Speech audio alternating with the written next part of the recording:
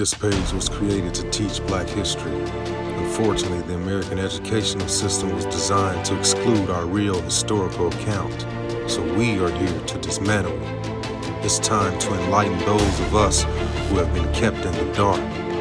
I am a Black man who didn't know enough about my own history, so I began to dig deeper and do my own research. Black history is American history, so I want people of all races and cultures to join together to learn our history as one. Here, I will share all of my findings. Please like, follow, share, and subscribe to Teaching Black History.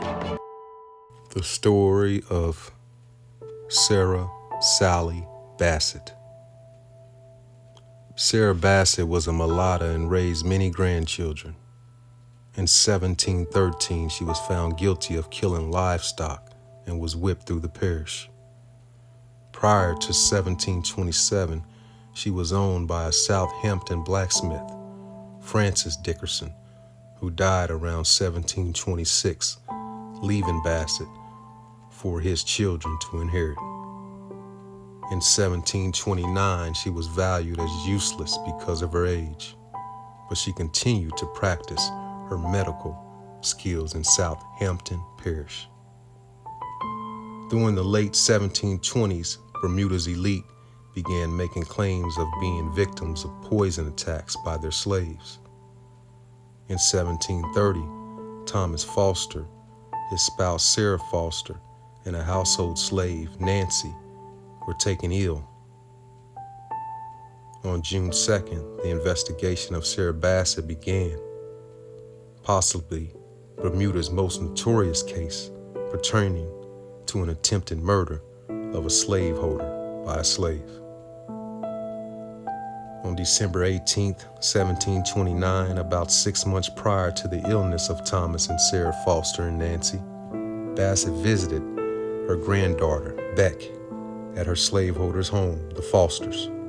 According to the trial records, Bassett had various substances on her that contained several types of poisons, including ratsbane, mansional root, and a white substance known as white tade. She gave Beck specific instructions on what exactly to do with these substances to poison the Fosters and Nancy. One substance was to be hidden in the kitchen for Nancy to inhale, and the other in the Fosters' food for an extended period of time. But Nancy subsequently discovered the hidden poison and told the Fosters. On June 1st, 1730, Bassett's trial began in St. George's State House. Beck and 10 white citizens of Bermuda, including one of the victims, Sarah Foster, testified against Bassett. Beck stated that Sarah had made her give them the poison. Bassett denied the charges, but was declared guilty of attempted murder on and is sentenced to be burned alive, while Beck was exonerated. The Chief Justice asked Bassett for any statement that could change her sentence, and she stated that she never deserved it. He responded, "You are to be conveyed to the place of execution, where a pile of wood is to be made and provided, and you are there to be fastened to a sufficient stake, and there to be burnt with fire until your body be dead." The execution took place at Crow Lane, a busy intersection by Hamilton Harbor.